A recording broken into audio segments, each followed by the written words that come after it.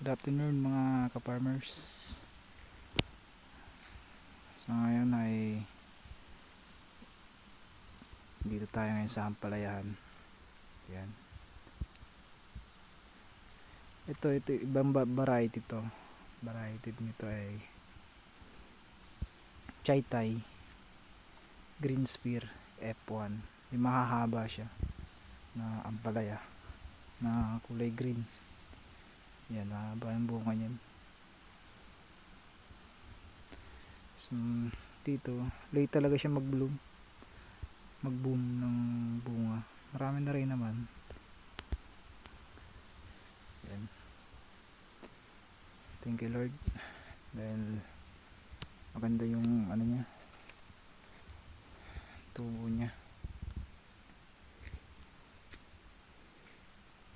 Yan, marami ng bunga.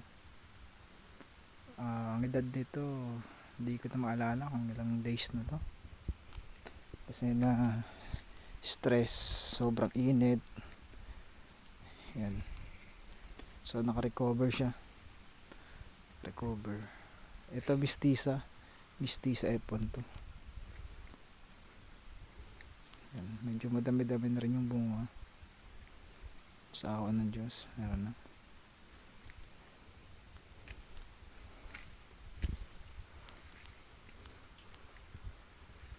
So yan.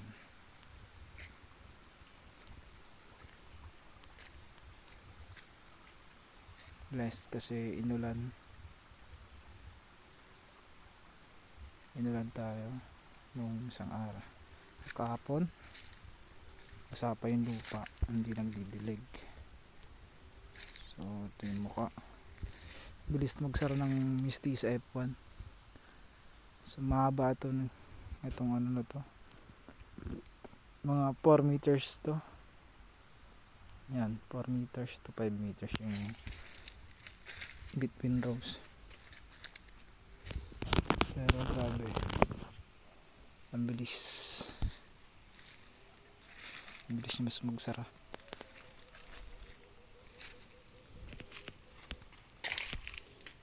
Ito pa lang dalawang hilera yung magsasara na. Ayan.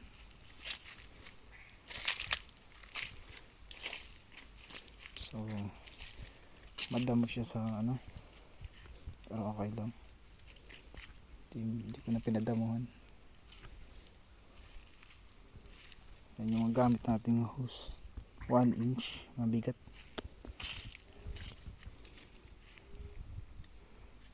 Ito yung mukha.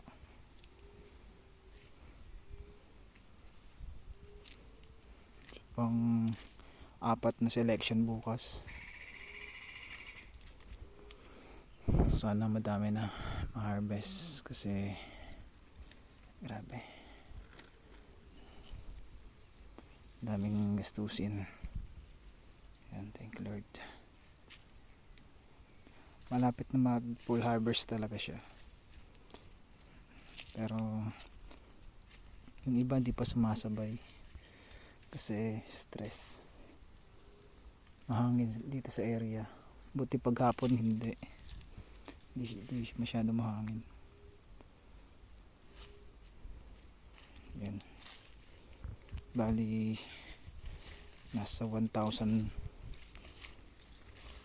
na puno ito hanggang dun sa dulo.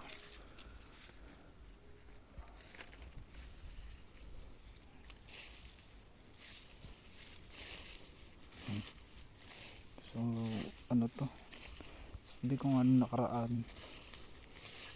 Yan, makahoy, gitna ng kakahoyan. So kailangan ko magpagabi kasi wala pang natutulog dito. So baka mamaya ma-harvest ang iba. So uwi ako ng gabi.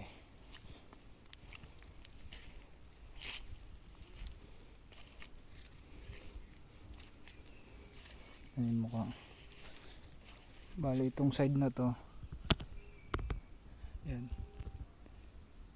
pala yun ang malapit na magsara. Grabe yung variety na Mestiza, bilis magsara talaga. bilis gumapang. Pangalawang tanim ko na ng mistisa.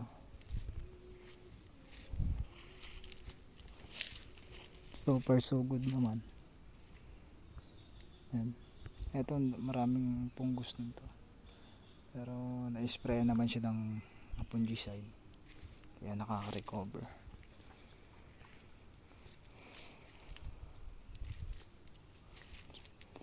So bali first time ko magtanim ng maramihan na ampalaya. Kasi nakaraan tanim ko nasa 200 plus ganun, 400. Ito.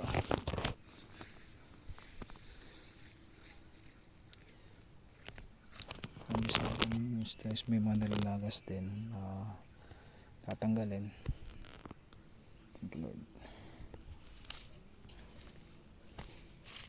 Yan. Bali itong area na to, pasar na siya, pa-close na yung ano niya. Lapad niyan nasa 5 to 6 meters, pero pasar na. Kailangan harvest pa lang, side pa lang naman. Ito pa simula pa lang naman yung sa taas.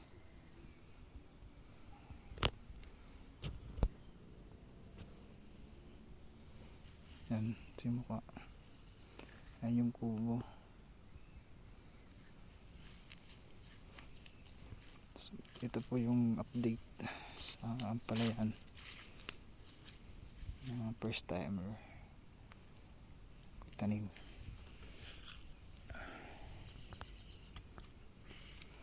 Grabe yung pagsupok na pinagdaanan bago makarecover.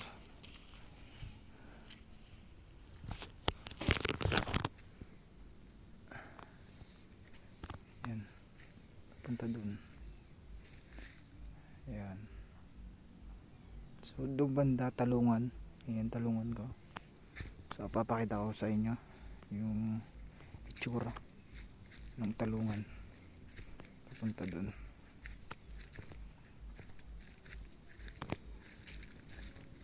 Yan yung mukha. Tapos yan kakahoyan. Yan yung sapa, banda yung sapa. Tapos may intercrop dito, mangga. Yan, namumulaklak na yung mga mangga. Yan, pero hindi sa akin yan.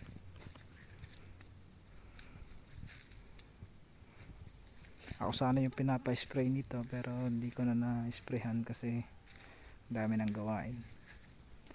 Hindi ko na pagtuunan ng ng oras. Grabe. Ayan. So itong side na to, hindi ko na lagyan ng tawag dito. Hindi ko pa nalalagyan ng natutulayan ng mga sanga. Ayan, ano na siya. Grabe yung hap na, medyo madilim na. So marami na rin atang harvesting bukas. Ayan. Ayan yung mukha. Hindi ko na maalala kung ilang days na to. Hindi ko na ilalala kasi grabe. Ayan.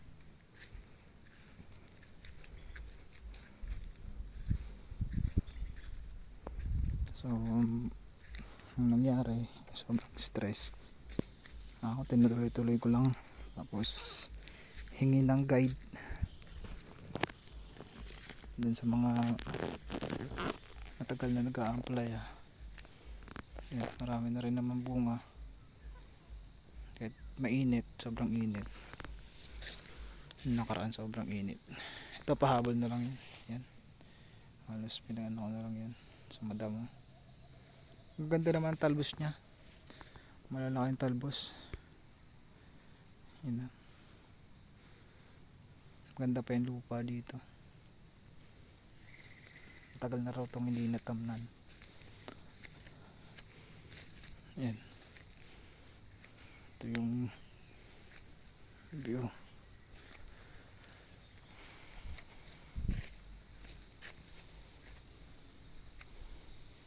Yan, ayan. Itong side, ito yung Chai Tai green spear. Yan. Ito yung talungan, mga nasaan na to,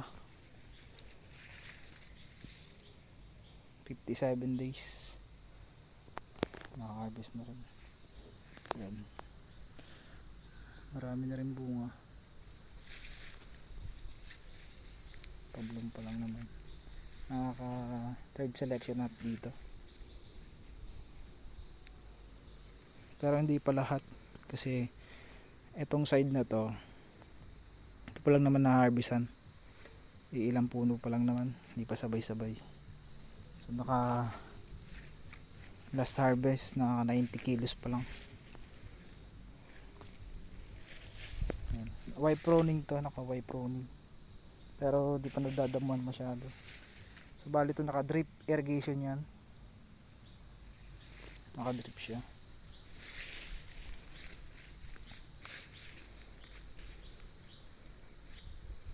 Yan, hanggang dun, mula dun yung drum na yon, kasi ito yung nagkakabitan. Ginawa ko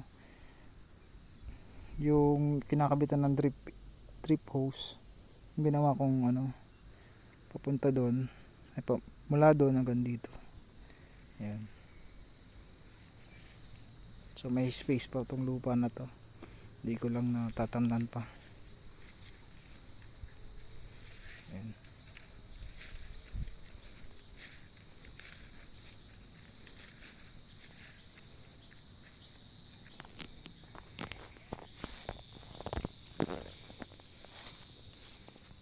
Yan, marami na rin bunga.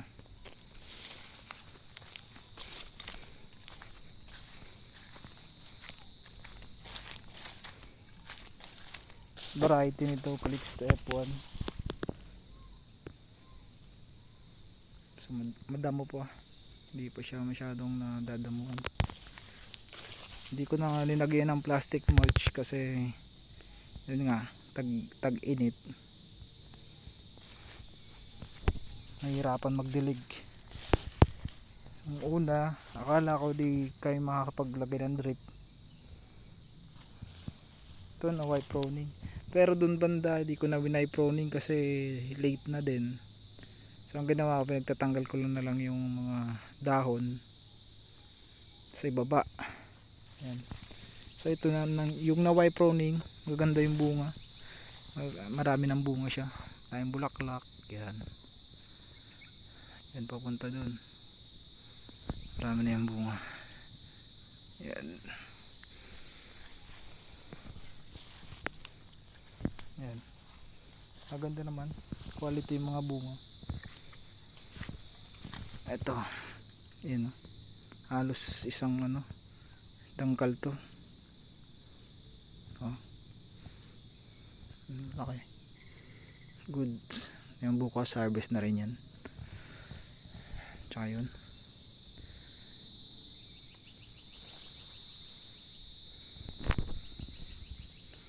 banda rin dito may naka intercrop na mangga yan, dami na din. Yan. So itong halos lahat nasa 3,000 plus, hindi ko palang binibilang kung ilan lahat. So bali wala namang namatay, thank you Lord, kasi wala naman sakit masyado. Yan.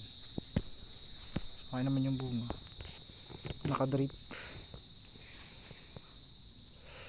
Kasi kung hindi ko ginawa ng paraan na i-drip, baka siguro hindi ganito yung resulta nito. Kasi halos inaabot kami ng 2 araw kakadilig, yung basang basa talaga. So dito thankful naman ako kasi maganda yung area, kahit dito malayo, pero yung patubig naman doon banda, may sapa doon, talagang kayang supplyan tong lahat, kahit pabahain kayang kaya, kahit sobrang init. Doon banda iba yung variety na iba dun. Mayroong Fortuner. Yung pagkabili ko ng seedlings, grabe, Fortuner pala yun nandun. Ayan, ayan yung ano, yung drip natin. Lagyan ko lang ng tali, last yung goma. Punta dun. Punta dun. So bali ang pag drip ko nito, ang pag-abono po nito, dun na din. Tinutunaw ko tapos linalagay ko doon kung ilang ano, 4 na drum. Sabay ito lang, itong side lang na to, ito lang aabunuhan ko sa 4 na drum. Yan, mabilis siya maubos yan.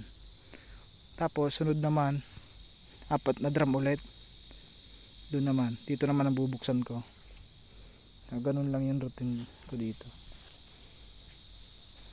So maganda naman yung bulas niya. Yan. Ewan ko lang kung sasapat yung ginagawa ko na ganun, sa drip na lang pinapapadaanin parang hindi masyadong goal sa oras. Ito maganda naman, okay naman kahit sa drip lang, malalaki na rin dito, mga kapitas na rin. So yung 90 kilos dun lang banda yun, ito hindi pa, wala pa siya masyado, pero baka bukas meron na, may maka-harvest na. Yan, ngayon naman ganda. Yan, side na sa lupa, may lupa na. Yan, doon banda may Fortuner, doon bandang yun, itong row na to, gitna. Ito maganda na quality. Thank you Lord. Yan, so yan ang mangga.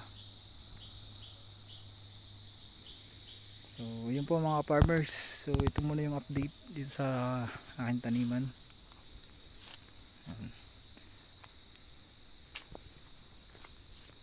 Hanggang sa susunod ulit. Thank you, peace.